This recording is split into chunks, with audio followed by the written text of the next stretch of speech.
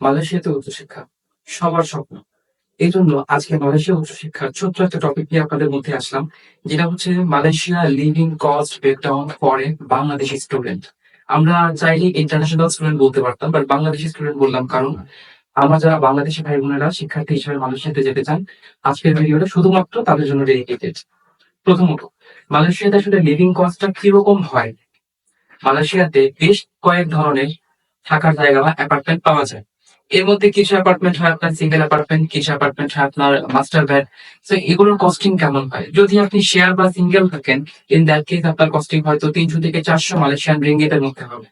কিন্তু যদি আপনি ফ্যামিলি, কিডস বা স্পাউস সহ যান, আপনার অবশ্যই চাহিদা থাকবে একটা মাস্টার বেড। তো মাস্টার বেড যদি আপনি নেন, এরিয়া ওয়াইজ বা এলাকা ভেদে এটা 700 থেকে 1000 মালয়েশিয়ান রিঙ্গিতের মধ্যে হতে পারে। গেল আপনার থাকার খরচ। মালয়েশিয়াতে খাবার খরচ খুবই ইউজার ফ্রেন্ডলি, খুবই কস্ট ফ্রেন্ডলি।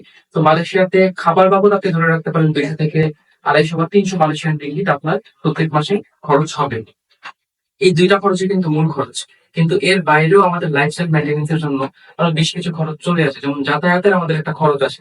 যেমন আপনি ইউনিভার্সিটি থেকে বাসায় যাবেন আসবেন, এটার একটা কস্টিং আছে। অল ওভার যদি আপনি কস্টিং ম্যাচ করেন, বাংলাদেশি টাকায় 25 থেকে 32 হাজার টাকার মধ্যে আপনি মালয়েশিয়াতে খুব সুন্দরভাবে স্টে করতে পারবেন।